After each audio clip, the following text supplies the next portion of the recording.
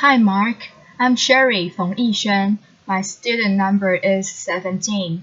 I'm a freshman, and now I'm going to read the speech given by Jiang, and the title of the speech is What I Learned from 100 Days of Rejection. When I was 6 years old, I received my gift. My first grade teacher had this brilliant idea. She wanted us to experience receiving gifts but also learning the virtue of complimenting each other. So she had all of us come to the front of the classroom, and she bought all of us gifts and stacked them in the corner. And she said, "Why don't we just stand here and compliment each other? If you hear your name called, go and pick up your gift and sit down." What a wonderful idea, right? What could go wrong? Laughter.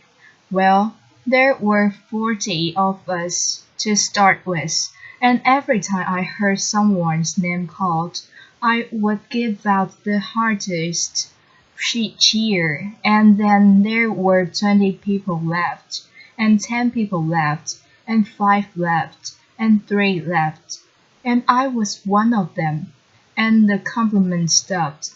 Well, at that moment, I was crying, and the teacher was freaking out. She was like, "Hey, would anyone say anything nice about these people?" Laughter. No one? Okay, why don't you go get your gift and sit down? So behave next year. Someone might say something nice about you. Laughter. Well, as I'm describing this to you, you probably know I remember this really well. Laughter. But I don't know who felt worse that day. Was it me or the teacher? She must have realized that she turned a team building event into a public roast for three 6-year-olds and was out the humor. You know, when you see people get roasted on TV, it was funny. There was nothing funny about that day. So that was one version of me, and I would die and avoid being in that situation again, to get rejected in public again. That's one version. Then fast forward 8 years. Bill Gates came to my hometown, Beijing, China, to speak, and I saw his message. I fell in love with that guy. I thought, wow, I know what I want to do now. That's right, that night I wrote a letter to my family telling them, by age 25, I will build the biggest company in the world, and that company will buy Microsoft. Laughter. I totally embraced this idea of conquering the world. Domination, right? And I didn't make this up. I did write that letter, and here it is. Laughter. You don't have to read this through. Laughter.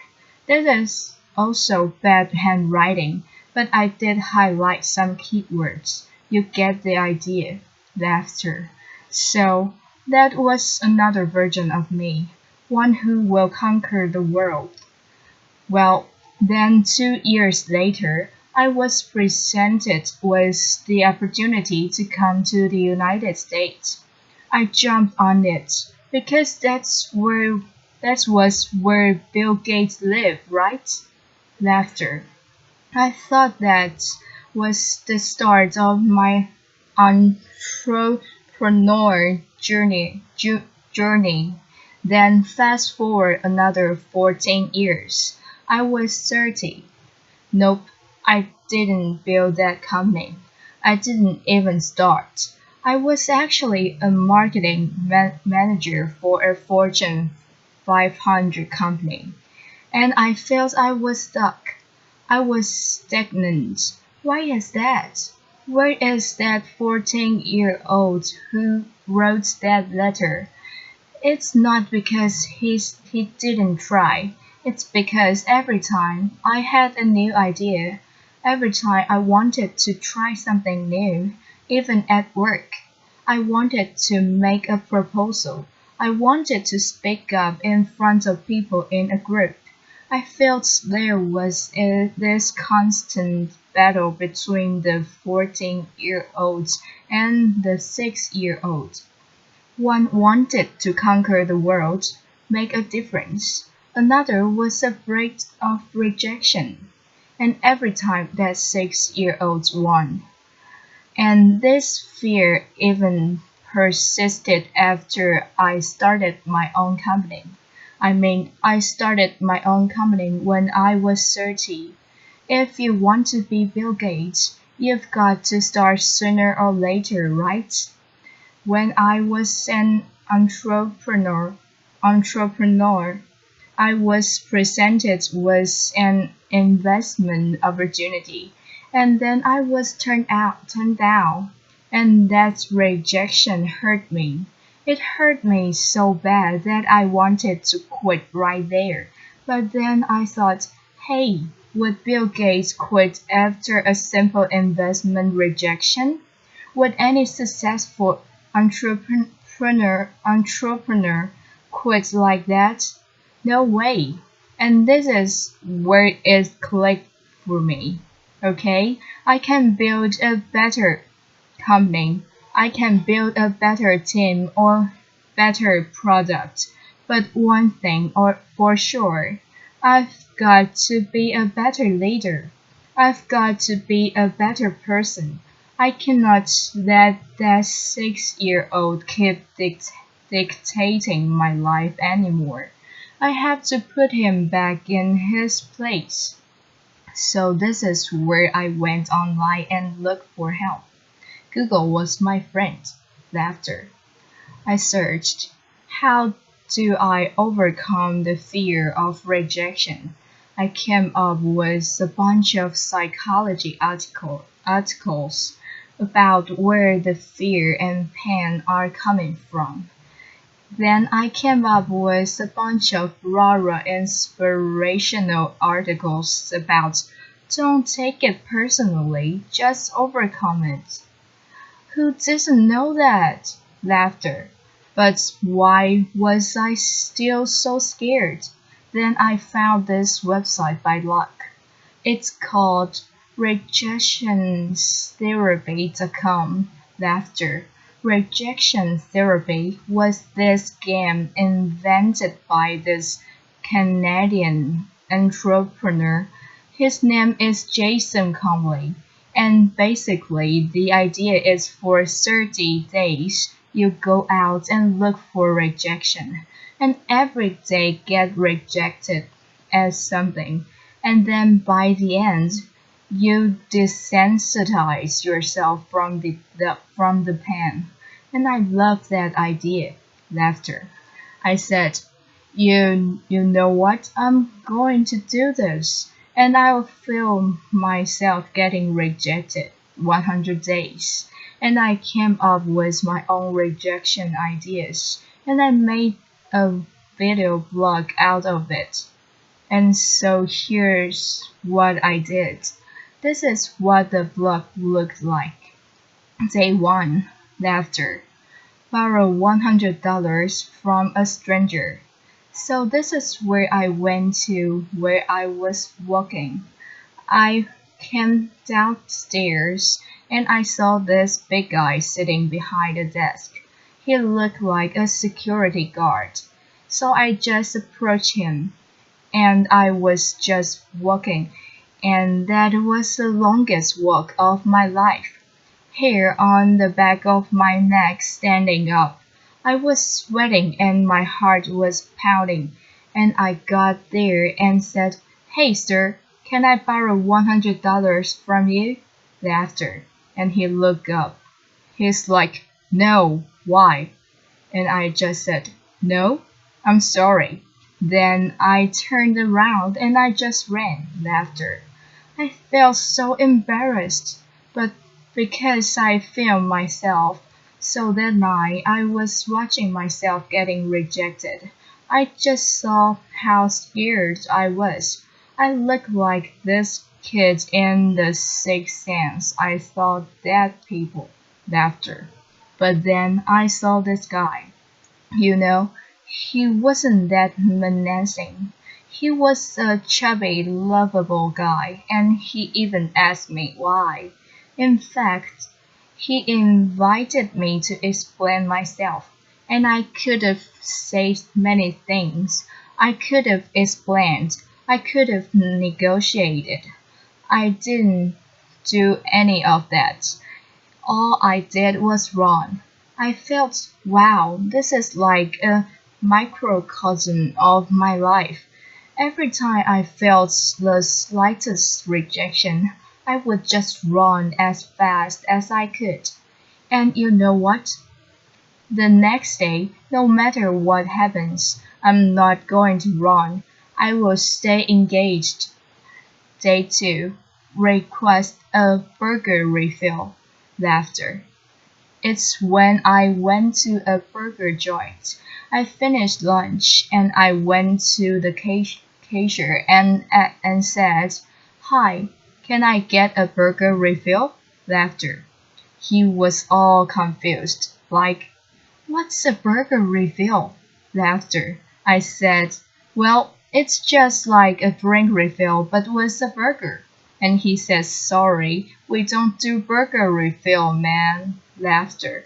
So this is where rejection happened, and I could have run, but I stayed. I said, "Well, I love your burgers. I love your joint, and if you guys do a burger refill, I will love you guys more." Laughter. And he said, "Well, okay, I will tell my manager about it, and maybe we'll do it. But sorry, we can't do this today." Then I left. And by the way, I don't think they've ever done burger refill. Laughter. I think they are still there. But the life and death feeling I was feeling the first time was no longer there. Just because I stayed engaged. Because I didn't run. I said, "Wow, great. I'm already learning things. Great." And then day 3, getting Olympic donuts. This is where my life was turned upside down. I went to a Krispy Kreme. It's a donut shop in mainly the southeastern part of the United States.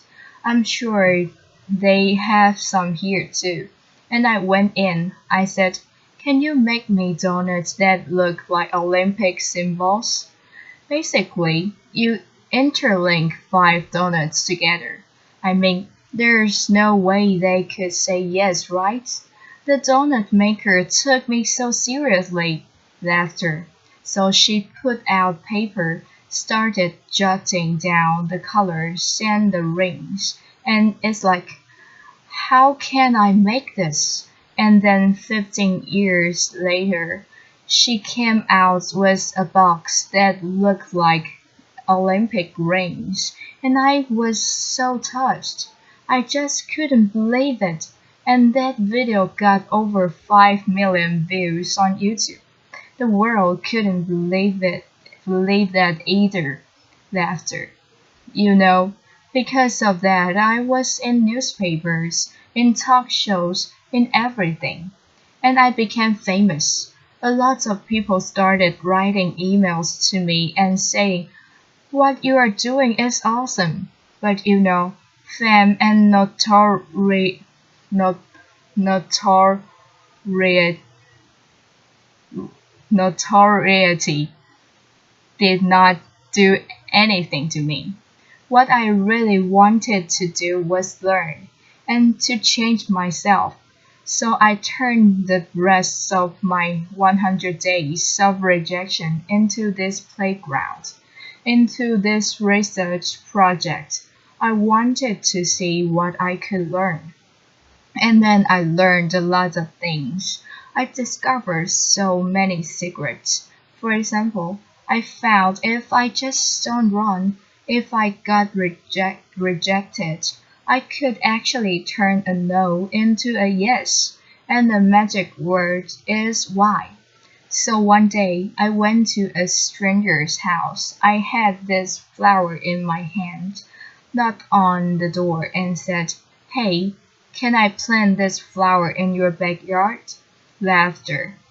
And he said, "No." But before he could leave, I said, "Hey, can I know why?" And he said, "Well, I have this dog that would dig up anything I put in the backyard. I don't want to waste your flower. If you want to do this, go across the street and talk to Connie. She loves flowers." So that's what I did. I went across and knocked on Connie's door, and she was so happy to see me. Laughter. And then half an hour later, there was this flower in Connie's backyard. I'm sure it looks better now. Laughter.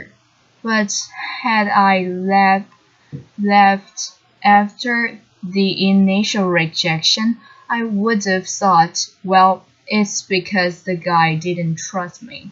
It's because I was crazy. Because I didn't dress up well. I didn't look good. It was none of those. It was because what I offered did not fit what he wanted, and he trusted me enough to offer me a referral. Using a sales term, I converted a referral. Then one day, and I also learned that I can actually say certain things that maximize my chance to get a yes.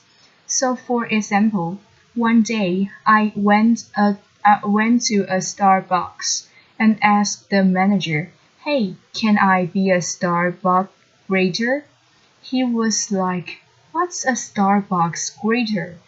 I said, "Do you know those Walmart greeters? You know, those people who say hi to you before you walk in the door in the store and make sure you don't steal stuff, basically." I want to give a Walmart experience to Starbucks customers. Laughter. Well, I'm not sure that's a good thing actually. Actually, I'm pretty sure it's a bad thing. And he was like, "Oh, yeah, this is how he looked. His name is Eric." And he was like, "I'm not sure." This is how he was hearing me. Not sure. Then I asked him, "Is that weird?" He's like, "Yeah, it's really weird, man." But as soon as he said that, his whole demeanor changed. It's as if he's putting all the doubts on the floor. And he said, "Yeah, you can do this. Just don't get too weird." Laughter. So for the next hour, I was the Starbucks greeter. I said hi to every customer that walked in and gave them holiday cheers. By the way, I don't know what your career trajectory is. Don't be a greeter. Laughter. It was really boring. But then I found I could do this because I mentioned, "Is that weird?" I mentioned the doubts that he was having. And because I mentioned, "Is that weird?" that means I wasn't weird. That means I was actually thinking just like him, seeing this as a weird thing. And again, I learned that if I mentioned some doubts people might have before I asked the question, I gained their trust. People were more likely to say yes to me. And then I learned I could fulfill my life dream by asking. You know, I came from 4 generations of teachers, and my grandma has always told me, "Hey, Ja, you can do anything you want, but it'd be great if you became a teacher." Laughter. But I wanted to be an entrepreneur, so I didn't. But it has always been my dream to actually teach something. So I said, What if I just ask and teach a college class? I lived in Austin at that time, so I went to University of Texas at Austin and knocked on professor's door and said, "Can I teach your class?" I didn't get anywhere the first couple of times, but because of I didn't run, I kept doing it. And on the third try, the professor was very impressed. He was like, "No one has done this before." And I came in prepared with PowerPoint and my lesson. He said, "Wow, I can use this. Why don't you come back in 2 months?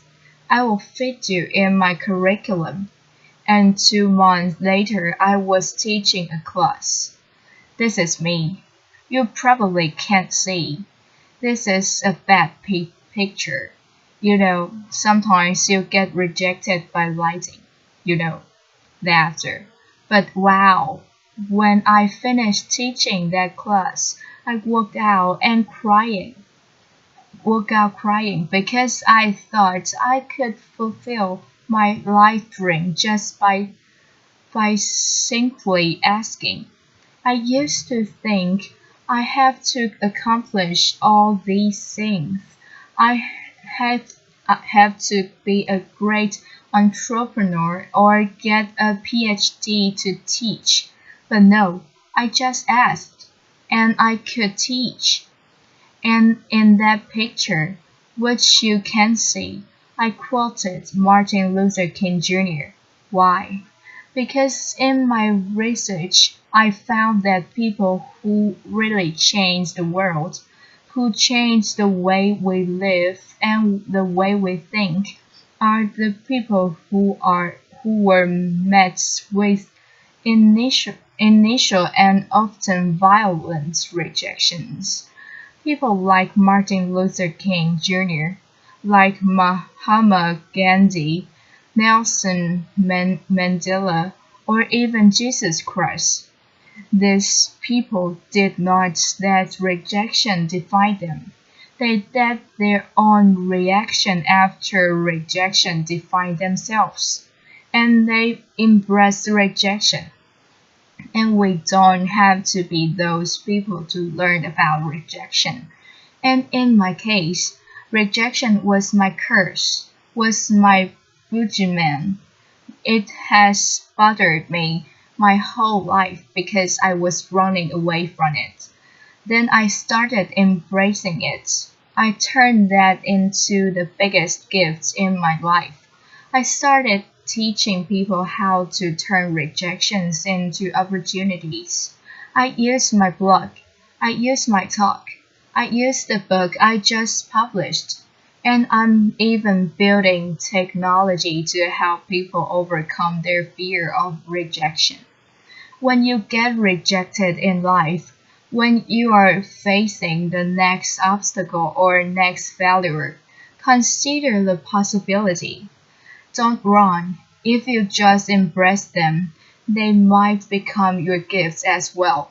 Thank you. Applause.